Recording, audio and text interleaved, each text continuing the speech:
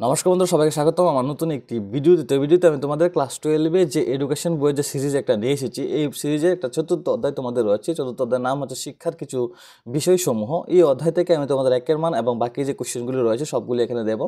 তোমরা অবশ্যই এগুলি ভিডিওটাকে একটু পজ করে তোমরা অবশ্যই এগুলি পড়ে নেবে। আর যেগুলি তোমরা দেখছো যে তোমার কাছে নতুন কোশ্চেন, তোমরা অবশ্যই এগুলি তোমরা পড়ে নেবে এখান থেকে। আর যেগুলি তোমরা পারো তো পারোই, খুব ভালো কথা, পরীক্ষা খুব ভালোভাবে দেবে। আর যে কোশ্চেনগুলি আমি এখানে দিয়েছি তোমরা অবশ্যই এগুলি দেখে নেবে, যাতে করে তোমরা একটা কনফিডেন্স তোমাদের ভিতরে বিল্ড হতে পারে।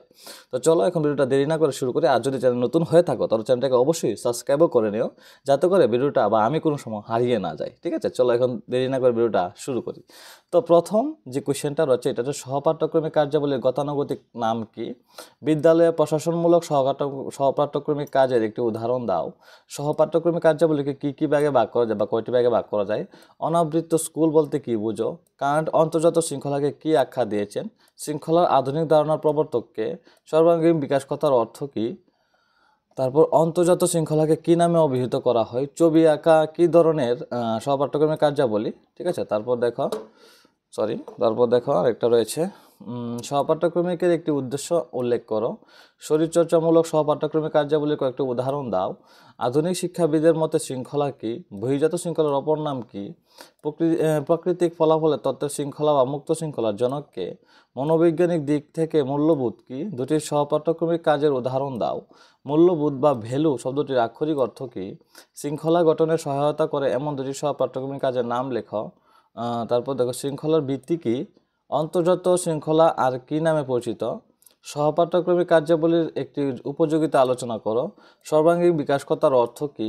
প্রাচীন ধারণা অনুযায়ী শৃঙ্খলা কি? মূল্যবোধের উৎস কি? দুটি সৃজনাত্মক কার্যাবলীর উদাহরণ দাও। অভ্যন্তরীণ শৃঙ্খলা কি? এটা থেকে তোমাদের দুইয়ের মান রয়েছে, তো দুইয়ের মানগুলি দেখো। সহপাঠ্যক্রমিক কার্যাবলী কি বলতে বলতে কি বোঝায় একটি উদাহরণ দাও। ঠিক আছে, তারপর হচ্ছে সহপাঠ্যক্রমিক কার্যাবলী দুটি বৈশিষ্ট্য আলোচনা করো। সহপাঠ্যক্রমিক কার্যাবলী দুটি উপযোগিতা আলোচনা করো। সৃজনাত্মক সহপাঠ্যক্রমিক কার্যাবলী বলতে কি বুঝো? সামাজিক মূল্যবোধ বিকাশের তিনটি মৌলিক উপাদান কি কি? তারপর শিক্ষাক্ষেত্রে সহপাঠ্যক্রমিক কার্যাবলী এত গুরুত্বপূর্ণ কেন? দুটি সৃজনাত্মক সহপাঠ্যক্রমিক কাজের নাম লেখো। সহপাঠ্যক্রমিক কার্যাবলী একঘেয়েমি দূর করতে কিভাবে সাহায্য করে? শৃঙ্খলা বলতে কি বুঝো? স্বতঃস্ফূর্ত শৃঙ্খলা, মুক্ত শৃঙ্খলা বা আত্মশৃঙ্খলা বলতে কি বুঝো? তারপর তোমাদের দেখো, অন্তর্জাত শৃঙ্খলা বলতে কি বুঝো? স্বাধীনতা কি? স্বাধীনতা কয় প্রকার ও কি কি? মুক্ত শৃঙ্খল বা আত্মশৃঙ্খল বলতে কি বুঝো? মূল্যবোধ কাকে বলে বা কি? চারের মান থাকছে তোমার এই অধ্যায় থেকে। তো দেখো, সহপাঠ্যক্রমিক কার্যাবলীর যে কোনো তিনটি উদ্দেশ্য বা চারটি উদ্দেশ্য লেখো। মূল্যবোধ কি?